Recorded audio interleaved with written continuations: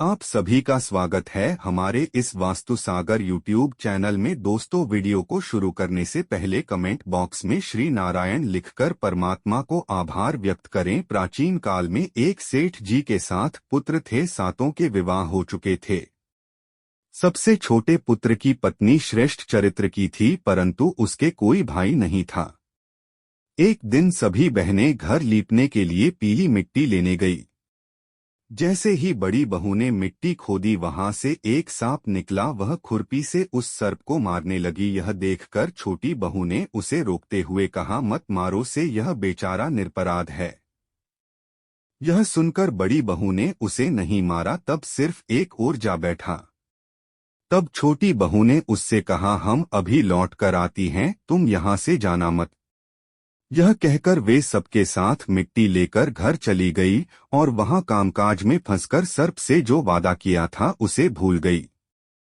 उसे दूसरे दिन वह बात याद आई तो वहां पहुंची और सबको स्थान पर बैठा देखकर बोली, पर नमस्कार भैया, मुझसे भूल हो गई, उसकी क्षमा मांगती हूँ। फिर वह कहते हैं, अच्छा तू मेरी बहन हुई और मैं तेरा भाई हुआ, तुझे जो मांगना है मांग लेकर। छोटी बहू ने उससे बोला, भैया मेरा कोई नहीं है, अच्छा हुआ जब तू मेरा भाई बन गया। कुछ दिन व्यतीत होने पर सर मनुष्य का रूप रखकर उसके घर आया और बोला, मेरी बहन को भेज दो। बड़ी बहू ने हैरानी से कहा, इसके तो कोई भाई नहीं था, मैं है दूर के रिश्ते में इसका भाई हूँ, बचपन में ही बाहर चला गया था।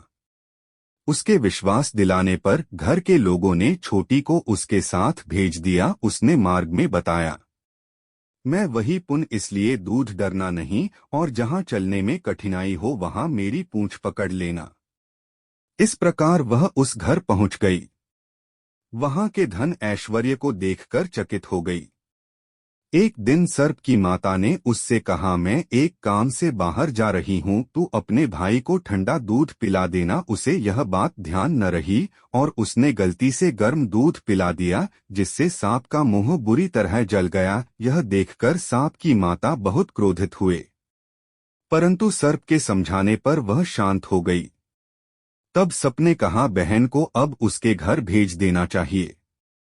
तब सर्प उसके पिता ने उसे बहुत साथ सोना चांदी जवाहरात वस्त्र आभूषण आदि देकर उसके घर पहुंचा दिया। इतना ढेर सारा धन देकर बड़ी बहू ने ईशा से कहा, भाई तो बड़ा धनवान है, तुझे तो उसे और भी तहत लाना चाहिए।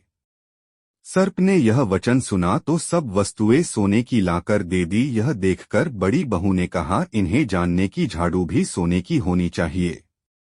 तब सर्प झाड़ू भी सोने की लाकर रख दिया। सर्प ने छोटी बहू को हीरे मणियों का एक अद्भुत हार दिया था। उसकी प्रशंसा उस देश की रानी ने भी सुनी और वह राजा से बोली, सेठ की छोटी बहू का हार यहाँ आना चाहिए। रानी के कहे अनुसार छोटी बहू का हार उन्हें दे दिया गया।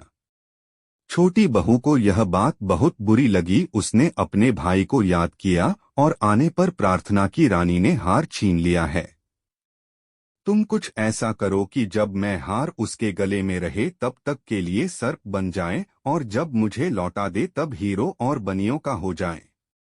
सपने ठीक वैसा ही किया। जैसे ही रानी ने हार पहना वैसे ही वे सफल गया। यह देखकर रानी चीख पड़ी और रोने लगी। यह देखकर राजा ने सेठ के पास खबर भेजी, छोटी बहू को तुरंत भेजो। सेठ जी स्वयं छोटी बहू को साथ लेकर उपस्थित हुए। राजा ने छोटी बहू से पूछा, तूने क्या जादू किया है? वीडियो में अंत तक बने रहें, मैं तुझे दंड दूंगा।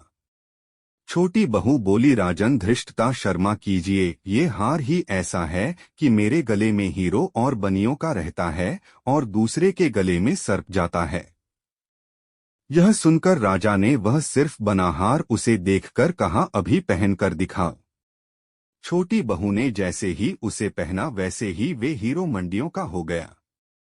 राजा बोले, यह देखकर मुझे विश्वास हो गया, मैं तुम्हें यह मुद्राएं भी देता है। छोटी बहू अपने हार और मुद्राओं सहित घर लौट आई। उसके धन को देखकर बड़ी बहू ने ईशा के कारण उसके पति को सिखाया, छोटी बहू के पास कहीं से धन आया है। यह सुनकर उसके पति ने अपनी पत्नी को बुलाकर कहा, ठीक ठीक बता कि यह धन तुझे कौन देता है। तब वह सर्प को याद करने लगी। उसी समय सर्प ने प्रकट होकर कहा, यदि मेरी धर्म बहन के आचरण पर संदेह प्रकट करेगा तो मैं उसे खा लूंगा। दोस्तों, आपको हमारी वीडियो कैसी लगी कमेंट बॉक्स में जरूर बताएं।